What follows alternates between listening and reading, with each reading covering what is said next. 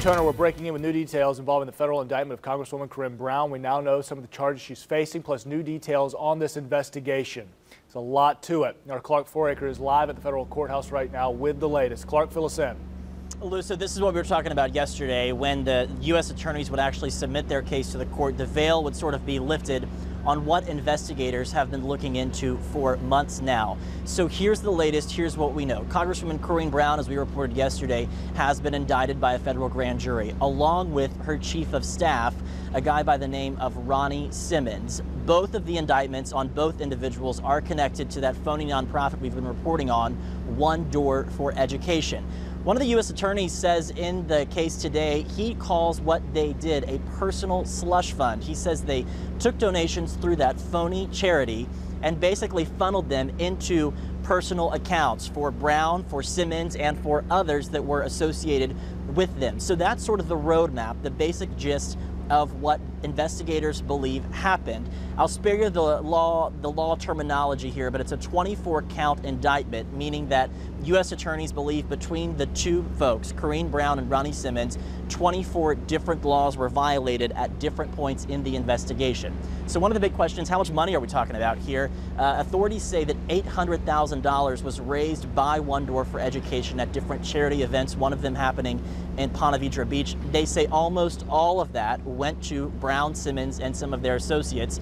U.S. attorneys, in a press release they sent out earlier this afternoon, or earlier this morning, are very specific about $200,000 of that money, where they say Brown used it for personal expenses. They mention specifically $200,000 used for two things: a luxury box at a concert in Washington, D.C., and then a luxury box at an NFL football game.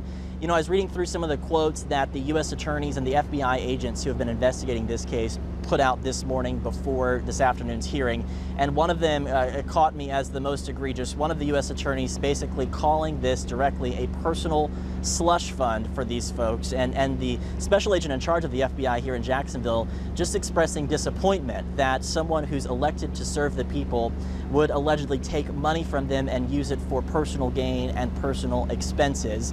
We saw this morning Congresswoman Brown certainly has not agreed to any of these charges. She has maintained her innocence this whole time. She told us last night getting off the plane that she believes all of this is politically motivated.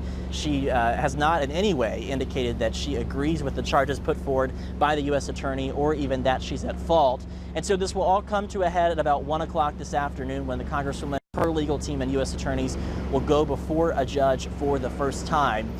The indictment is long, it's 58 pages, and if you'd like to read more about it, we have plenty of information posted for you right now at firstcoastnews.com. We're still going through the pages too, but the highlights here: 24 counts split between Congresswoman Corrine Brown and her chief of staff, Ronnie Simmons, all connected to that education fake charity, One Door for Education.